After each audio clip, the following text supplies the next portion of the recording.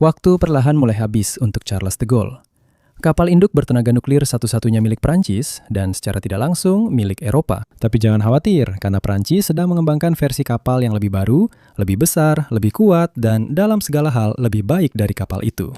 Setidaknya itulah bagaimana banyak kritikus kapal baru ini memandangnya. Pada kenyataannya, kapal induk yang dinamai France Libre atau Prancis Merdeka, nama sebuah gerakan yang dipimpin oleh de Gaulle yang memperjuangkan kedaulatan setelah runtuhnya tahun 1940, bukan sekadar versi yang lebih baik dari hal lama yang sama. Sebaliknya, kapal ini merupakan perwujudan dari namanya, karena Prancis berupaya meningkatkan angkatan laut dan pengetahuan membangun kapalnya sendiri. Itulah sebabnya kapal induk super baru ini hadir dengan banyak fitur desain yang belum pernah terlihat pada kapal Prancis manapun sebelumnya. Jalan yang ditempuh Prancis, atau lebih tepatnya lautan, yang membawa Prancis ke titik ini dalam pengembangan kapal induk domestiknya, sama sekali tidak mulus. France Libre sebenarnya merupakan hasil langsung dari banyak kegagalan yang terjadi pada desain Charles de Gaulle.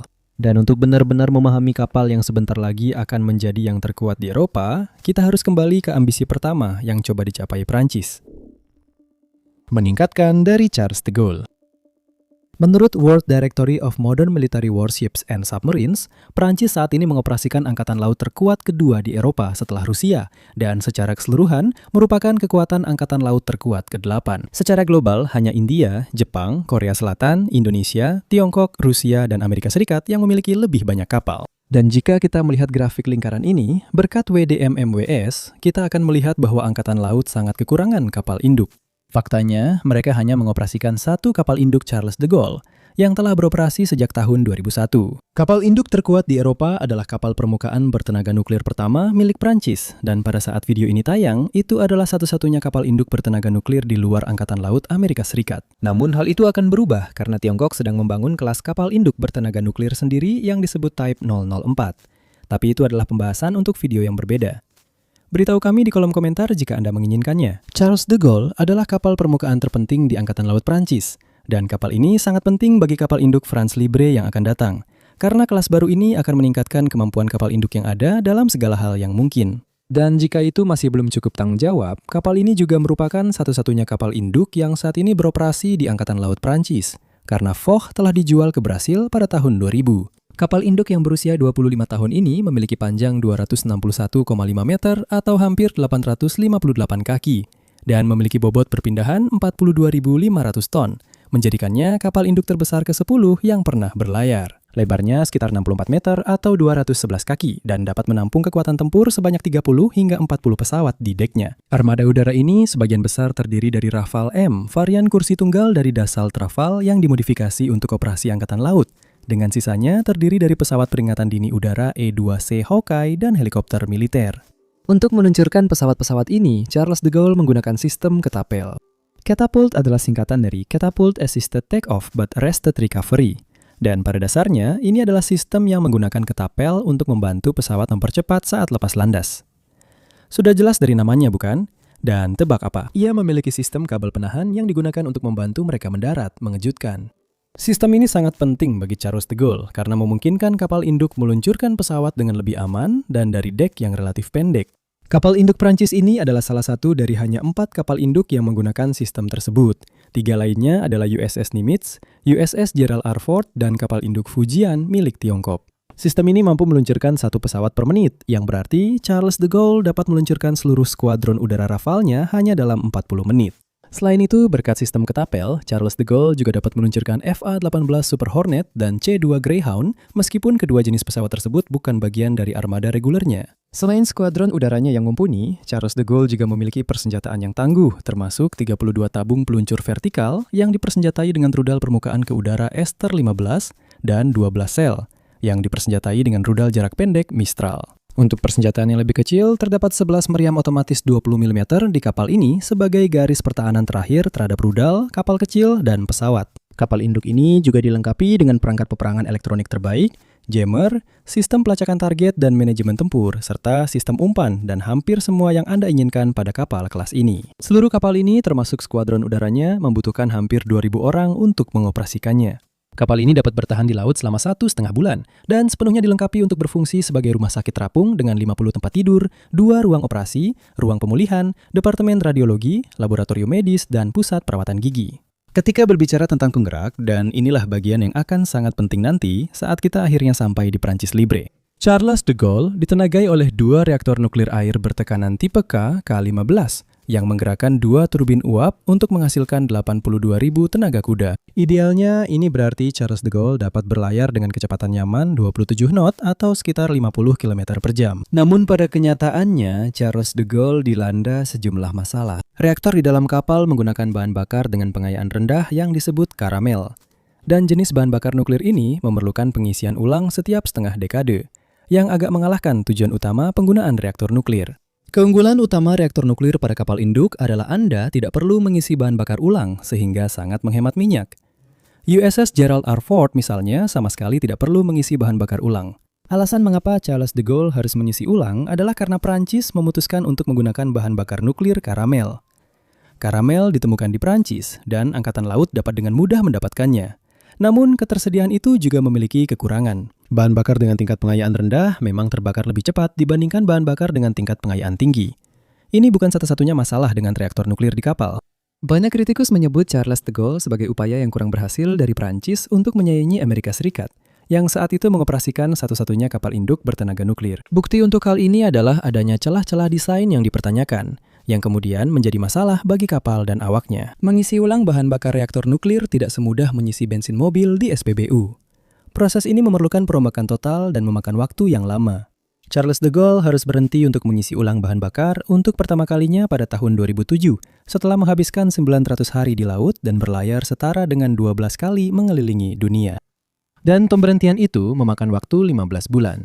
Seperti yang saya katakan, ini bukan sekadar mampir ke pom bensin.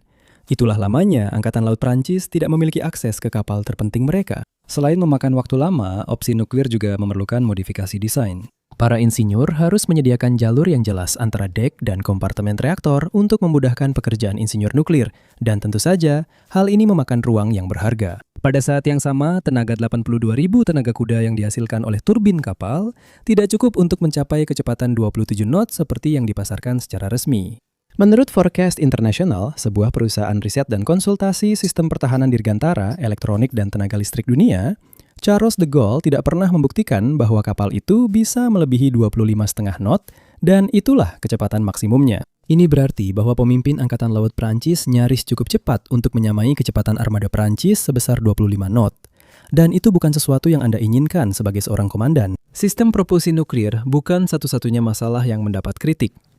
Sistem ketapel, sebaik apapun, juga memiliki logistik yang rumit tersendiri. Sebagai contoh, seperempat dari seluruh kru kapal terlibat dalam pemeliharaan dan pengoperasian ketapel. Dan itu bukan hanya menjadi beban besar pada tenaga kerja, tetapi juga membutuhkan banyak persiapan sebelumnya, serta meningkatkan biaya operasional kapal. Charles de Gaulle masih beroperasi hingga hari ini dan telah digunakan di seluruh dunia. Pada saat rekaman ini dibuat, kapal tersebut sedang aktif terlibat dalam krisis Selat Hormuz. Namun selama waktu itu, satu hal menjadi sangat jelas. Ketergantungan Angkatan Laut pada satu kapal induk secara signifikan membebani kemampuan tempurnya, karena kapal tersebut harus berlabuh dan tetap tidak aktif selama lebih dari 1 tahun setiap setengah dekade. Inilah sebabnya mengapa ada gerakan untuk membangun kapal kembaran pada tahun 2003, tetapi ide tersebut akhirnya ditolak karena sudah sangat jelas bagi Angkatan Laut bahwa kapal induk bertenaga nuklir kedua bukanlah pilihan. Masalahnya bukan pada konsep energi nuklir itu sendiri, melainkan pada kenyataan sederhana bahwa Prancis jelas tidak tahu bagaimana memaksimalkan efektivitas teknologi ini. Namun demikian, pengalaman yang didapat melalui perancangan, pembangunan, dan pengoperasian Charles de Gaulle sangat penting bagi Prancis, karena Angkatan Laut banyak belajar dari kesalahan-kesalahannya. Kesalahan pertama adalah merancang Charles de Gaulle dengan ukuran yang kurang lebih sama dengan kapal-kapal yang digantikannya, yaitu Clemenceau dan Foch.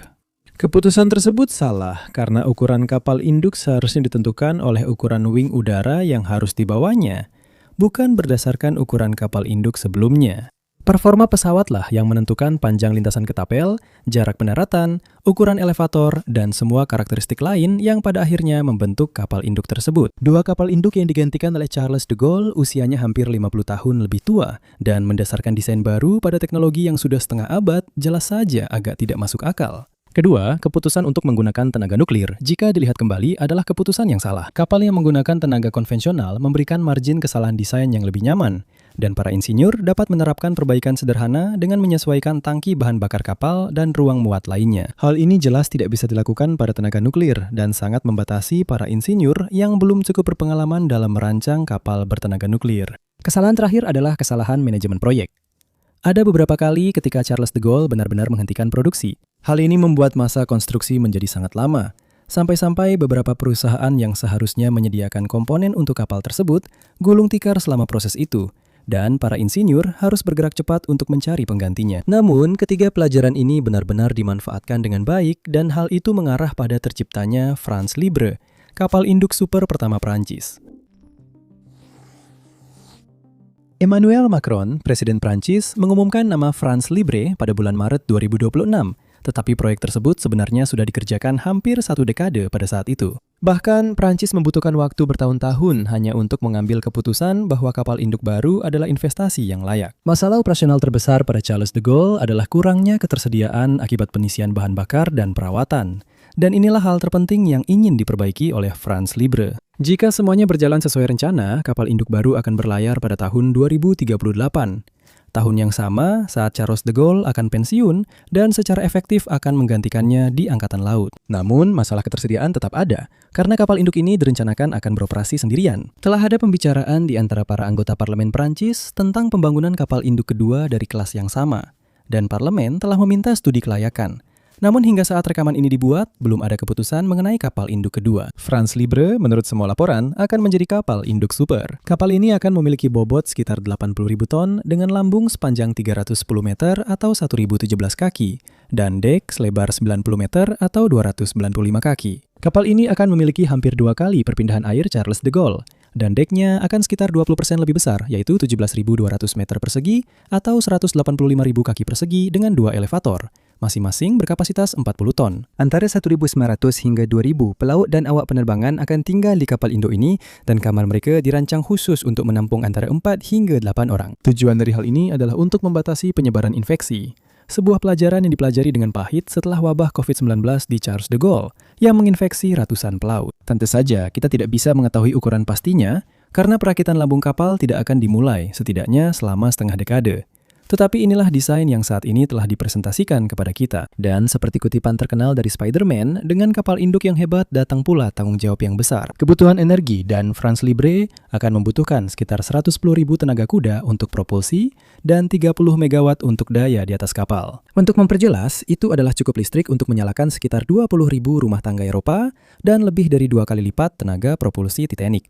Semakin banyak yang Anda ketahui. Pertanyaan bagi para insinyur adalah, bagaimana mereka menyediakan daya sebesar itu? Dan jawabannya tentu saja adalah energi nuklir. 2 reaktor nuklir K-22 yang dikembangkan dari reaktor KK-15 yang digunakan pada Charles de Gaulle akan dipasang di France Libre. Kebetulan, ini adalah reaktor yang sama yang akan digunakan Prancis pada kapal selam SN-3G mereka yang akan datang. Namun berbeda dengan reaktor Charles de Gaulle, bahan bakar rendah pengayaan yang digunakan untuk mengoperasikan reaktor ini hanya perlu diganti setiap 10 tahun. Yang berarti, Prancis memiliki cukup waktu untuk menyelesaikan kapal induk kedua sebelum kapal pertama harus menjalani masa istirahat yang telah ditentukan. France Libre akan memiliki 3 baling-baling, bukan hanya 2 seperti di Charles de Gaulle, dan ini akan memungkinkannya mencapai kecepatan maksimum 27 knot. Ini mungkin tidak terlihat seperti peningkatan yang signifikan, karena Charles de Gaulle juga diklaim memiliki kecepatan maksimum yang sama. Tetapi perlu diingat bahwa kapal induk baru ini hampir 2 kali lebih berat. Dengan mempertimbangkan hal itu, fakta bahwa kapal ini bisa mencapai kecepatan yang sama sebenarnya sangat mengesankan. Memilih tenaga nuklir lagi setelah kapal induk bertenaga nuklir pertama tidak sesuai harapan adalah keputusan yang diambil karena 2 alasan. Satu alasan bersifat strategis, yang lainnya operasional. Dari sudut pandang strategis, Prancis tidak ingin meninggalkan tenaga nuklir. Meskipun Charles de Gaulle tidak ideal, setidaknya Prancis tetap menjadi kekuatan militer terkuat di Eropa dan tentu saja tidak ingin meninggalkan penelitian nuklir hanya karena satu kemunduran. Kedua, para insinyur Prancis telah belajar banyak dari kegagalan Charles de Gaulle dan sudah sewajarnya jika France Libre setidaknya akan memperbaiki kekurangan-kekurangan tersebut. Ketiga, Prancis ingin mempertahankan dan mengembangkan keahlian serta pengetahuan nuklirnya. Bukan hanya karena penerapannya di sektor militer dan sipil, tetapi secara khusus karena angkatan lautnya. Kehilangan keahlian yang terjadi akibat kurangnya pengalaman dengan teknologi tertentu adalah fenomena nyata di sektor pertahanan. Sebagai contoh, Inggris memilih untuk tidak berinvestasi pada kapal induk berat di paruh kedua abad ke-20 dan baru meluncurkan kapal induk berat barunya HMS Queen Elizabeth dan HMS Prince of Wales masing-masing pada tahun 2014 dan 2017. Itu adalah jeda waktu yang signifikan di mana Angkatan Laut Kerajaan mengoperasikan kapal induk ringan dengan kapasitas setengah dari kelas Queen Elizabeth. Dan berkat jeda tersebut, Angkatan Laut tertinggal secara teknologi dibandingkan dengan kekuatan modern lainnya. Prancis ingin tetap berada dalam perlombaan teknologi militer bukan hanya karena armada permukaannya, tetapi juga karena kapal selamnya, atau lebih spesifik lagi, karena komponen nuklir mereka. Prancis saat ini mengoperasikan 4 kapal selam rudal balistik nuklir dan 6 kapal selam serang nuklir. Ke-10-nya ditenagai oleh reaktor nuklir dan Prancis berencana untuk menambah jumlah armada tersebut. Pengetahuan yang diperoleh melalui pembangunan France Libre akan diterapkan dalam pengembangan kapal selam ini, dan sebaliknya. Itulah sebabnya tenaga nuklir sangat penting. Dari sudut pandang operasional, kapal sebesar itu akan membutuhkan pengisian bahan bakar yang sering jika menggunakan tenaga konvensional. Hal ini secara otomatis berarti fleksibilitas yang lebih rendah. Dan itu bukan sesuatu yang Anda inginkan pada kapal angkatan laut yang dirancang terutama untuk memproyeksikan kekuatan. Memang, sistem propulsi seperti ini akan lebih murah untuk diproduksi dan dirawat, serta membutuhkan lebih sedikit personel. Tetapi keterbatasan yang datang dengan harga serendah itu jelas tidak sepadan bagi Prancis. Beralih dari sistem propulsi ke mekanisme lepas landas dan pendaratan, Prancis menempatkan dirinya di antara segelintir negara elit dengan memperkenalkan France Libre yang menggunakan sistem peluncuran pesawat elektromagnetik atau yang dikenal sebagai EEMOLS. Sistem ini saat ini hanya digunakan di USS Gerald R. Ford dan Fujian, dengan Tiongkok mengembangkan versi mekanisme peluncurannya sendiri. EEMOLS merupakan peningkatan dari katapel uap dalam hampir semua aspek. Sistem ini memberikan tekanan yang lebih kecil pada rangka pesawat yang diluncurkannya. Beratnya lebih ringan, membutuhkan perawatan yang lebih sedikit, dan memiliki biaya awal yang lebih rendah. Penting juga untuk dicatat bahwa katapel uap membutuhkan air tawar untuk menghasilkan uap, yang berarti kapal induk harus membuang energi untuk desalinasi air laut, sedangkan hal ini tidak terjadi pada EEMOLS. Selain membuang energi, kapal induk juga harus menyediakan ruang untuk sistem yang sangat besar, karena katapel uap menggunakan beberapa komponen besar untuk beroperasi dan membutuhkan sekitar 450 kg air untuk setiap peluncuran. Menariknya, katapel uap meskipun ukurannya besar, sangat andal.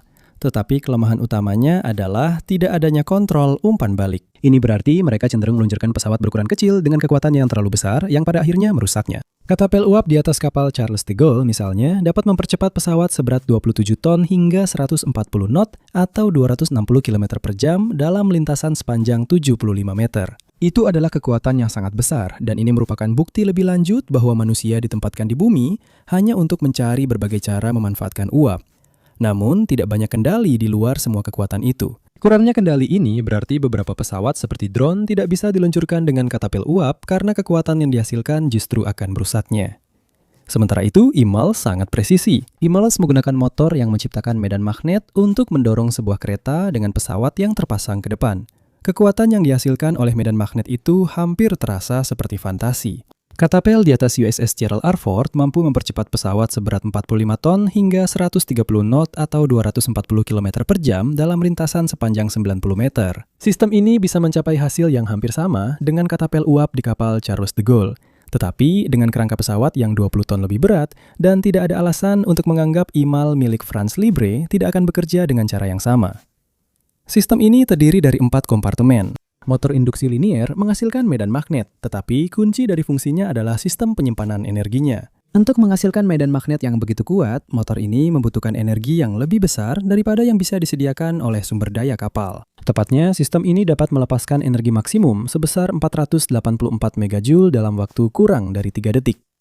Sekarang, jika kamu butuh gambaran untuk menyadari betapa gilanya itu kira-kira sama dengan jumlah energi yang dihasilkan dari meledakan 115 kg atau 253 pon TNT. Masalah dengan kebutuhan energi yang begitu tinggi adalah pada pembangkitan energinya. EEMOLS memiliki sistem penyimpanan energi yang mengambil daya dari kapal selama periode pengisian ulang selama 45 detik. Setelah itu, energi tersebut disimpan dalam 4 rotor. Metode rotor berputar untuk menyimpan energi ini secara profesional lebih dikenal sebagai penyimpanan energi roda gila dan berfungsi berdasarkan prinsip konservasi energi. Rotor-rotor tersebut berputar dengan kecepatan tinggi untuk menyimpan energi, dan ketika energi perlu dikeluarkan dari sistem, kecepatan putarannya dikurangi. Sistem serupa telah digunakan untuk segala hal, mulai dari turbin angin hingga olahraga motor. serta penyimpanan energi pesawat luar angkasa milik NASA. Komponen ketiga dari EMALS adalah subsistem konversi daya, yang mengandalkan konverter untuk memasok motor dengan tegangan yang meningkat. Komponen terakhir adalah yang membuat EMALS lebih unggul dibandingkan katapel uap, yaitu konsol kontrol. Berbeda dengan katapel uap, operator dapat mempercepat kereta luncur dan pesawat yang terpasang dengan kekuatan lebih atau kurang sesuai kebutuhan mereka. Gaya tarikan juga tetap konstan dari gerakan awal hingga peluncuran, berbeda dengan katapel uap yang memiliki frekuensi gaya yang bervariasi, dan hal ini juga meminimalkan tekanan pada rangka pesawat. Ketika semuanya sudah selesai dan kedua sistem dibandingkan secara berdampingan, EMALS unggul dalam segala hal. Ini cocok untuk semua kapal listrik yang menjadi tujuan baik Prancis maupun Amerika Serikat dan dapat meluncurkan pesawat dengan lebih presisi serta tekanan yang lebih kecil pada rangka pesawat. Ini juga menawarkan fleksibilitas untuk meluncurkan apa saja, mulai dari drone yang hanya membutuhkan sedikit tenaga hingga pesawat besar yang membutuhkan tenaga maksimum. Akhirnya, sistem ini jauh lebih efisien dibandingkan dengan katapel uap, dan militer sangat menyukai efisiensi. Katapel uap sangat tidak efektif dalam mentransfer gaya yang dihasilkan oleh uap ke kereta dan hanya sekitar 5% efisien. Sedangkan EMALS mencapai efisiensi sekitar 95%. Satu-satunya aspek di mana EMALS tertinggal dari katapel uap adalah keandalannya. Saat ini, EMALS di USS Gerald R. Ford dapat meluncurkan antara 400 hingga 600 pesawat sebelum terjadi kegagalan misi operasional, yang sangat mengecewakan karena Pentagon meminta tingkat kesalahan satu kegagalan per 4.166 siklus peluncuran. Jadi bisa dibilang mereka gagal memenuhi target itu. EMALS masih jauh dari tingkat keandalan tersebut, dan masalah serupa juga diperkirakan akan terjadi pada sistem di kapal France Libre. Namun, hanya waktu yang akan menentukan apakah para insinyur dapat meningkatkan kinerjanya. Kapal induk super baru Prancis akan dilengkapi dengan 3 sistem EMALS, jadi meskipun satu gagal, masih ada 2 yang beroperasi. Hal yang sama juga berlaku untuk sistem penahan pendaratan canggih, yaitu sistem pendaratan yang digunakan di France Libre. AAG juga merupakan penemuan baru, dikembangkan hampir bersamaan dengan EMALS, yang secara khusus dirancang dengan kemampuan untuk menangkap pesawat berat di kapal induk Amerika baru seperti F-35 dan pesawat ringan seperti UAV. Peralatan penahan tradisional menggunakan kabel yang terhubung ke piston hidrolik untuk memberikan tahanan pada pesawat saat mendarat di kapal induk. Mirip dengan katapel uap, ini adalah solusi satu ukuran untuk semua pesawat yang mendarat yang membutuhkan banyak perawatan dan seringkali memberikan gaya tahan yang terlalu besar untuk pesawat ringan. Namun, AAG dilengkapi dengan sistem kontrol digital yang secara presisi menentukan jumlah tahanan yang dibutuhkan untuk mendaratkan berbagai jenis pesawat dengan mulus pada kecepatan yang berbeda-beda. Turbin air mengumpulkan energi dari pesawat yang mendarat dan bersama dengan sistem kontrol memungkinkan cakupan pesawat yang mendarat menjadi lebih luas. Sistem pendaratan sekali lagi mencerminkan sistem peluncuran karena AAG juga pada awalnya tidak dapat diandalkan dengan terlalu banyak kegagalan untuk disetujui digunakan secara praktis.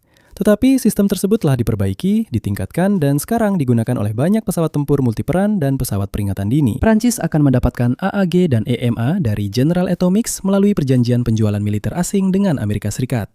Pentingnya sistem pendaratan dan peluncuran baru di atas kapal France Libre tidak bisa dilebih-lebihkan. Tujuan mereka adalah untuk meningkatkan kemampuan peluncuran pesawat di kapal induk baru, mempercepat operasi, dan memungkinkan jumlah sorti yang lebih tinggi sehingga kapal tersebut dapat beroperasi dalam misi panjang dan intensitas tinggi. Dalam misi-misi tersebut, France Libre akan mengoperasikan lebih dari 40 pesawat, termasuk hingga 30 jet tempur Dassault Rafale hingga 3 pesawat peringatan dini udara Northrop Grumman E-2D Advanced Hawkeye, hingga 6 helikopter dan sejumlah drone yang belum diketahui. Sekarang, kita tidak akan menghabiskan terlalu banyak waktu membahas Dassault Rafale. Kami sudah membahasnya secara mendalam di Mega Projects jika Anda ingin melihatnya. Namun, untuk merangkumnya, jet tempur multiperan generasi 4,5 ini adalah salah satu platform paling mumpuni dan andal di Eropa. Varian tepat yang direncanakan untuk hangar France Libre adalah varian M dari standar F5. Standar F5 adalah generasi kelima dari burung tempur Prancis. Dengan mesin yang lebih bertenaga, kemampuan membawa rudal nuklir hipersonik, sistem radar yang ditingkatkan, daya tahan yang lebih baik, serta kemampuan untuk bekerja bersama kendaraan tempur udara tak berawak atau Loyal Wingman. Varian M adalah varian angkatan laut dengan modifikasi lepas landas menggunakan bantuan katapel. Rencana Prancis saat ini untuk platform Rafale adalah menggunakannya setidaknya hingga tahun 2040. Dan sangat mungkin berbagai varian dari pesawat tempur ini akan tetap digunakan bahkan setelah itu. Namun, kecil kemungkinan mereka akan bertugas di atas kapal France Libre dalam waktu lama, karena rencana jangka panjang untuk kapal induk super baru tersebut adalah untuk menampung pesawat tempur multiperan Eropa terbaru yang dikenal sebagai FCAS, Sistem Tempur Udara Masa Depan. FCAS adalah kartu truf terbesar yang dimiliki France Libre. Ini adalah senjata paling kuat yang akan dibawa oleh kapal induk tersebut dan memang kapal ini dibangun untuk mengakomodasi sistem tempur baru tersebut. Pesawat tempur baru ini akan jauh lebih berat daripada Rafale seberat 5 ton dan akan membutuhkan fasilitas yang lebih besar untuk penyimpanan dan perawatan. FCAS bukan hanya sebuah pesawat. Ini adalah sistem dua bagian yang terdiri dari pesawat tempur Eropa baru dan kawanan drone yang dikendalikan oleh pesawat tempur tersebut. Drone-drone ini perlu disimpan seperti halnya pesawat lainnya. Eurofighter Typhoon telah membuktikan bahwa negara-negara Eropa dapat mengembangkan pesawat tempur melalui upaya bersama. Dan proyek ini pun tidak berbeda karena Prancis bekerja sama dengan Spanyol dan Jerman untuk menciptakannya. Sekarang, sangat sedikit yang diketahui tentang pesawat tempur itu sendiri pada saat ini. Uji terbang demonstrasi pertama diperkirakan akan dilakukan pada tahun 2027 dengan keseluruhan proyek selesai sekitar tahun 2040. Namun, yang penting untuk disoroti adalah ketergantungan pada drone. Pesawat tempur baru ini tidak akan beroperasi sendirian. Ia akan mengendalikan sekelompok drone dengan cara yang sama seperti kapal induk mengendalikan armada kapal induknya. Drone dan pesawat tempur akan berbagi informasi dalam sebuah combat cloud, dan kehadiran drone akan meningkatkan kesadaran tempur serta kemampuan pelacakan pilot. Jika Anda ingin mempelajari lebih lanjut tentang drone dan sistem Loyal Wingman, Anda bisa melihat pembahasan mendalam kami tentang topik tersebut di Mega Projects. Anda benar-benar mendapatkan tugas tambahan hari ini. Dilihat dari beberapa model tiruan yang telah kita lihat di pameran udara, drone akan jauh lebih kecil daripada pesawat tempur. Inilah sebabnya mengapa katapel elektromagnetik sangat penting bagi Franz Libre. Katapel ini dapat meluncurkan pesawat kecil dan ringan dengan aman.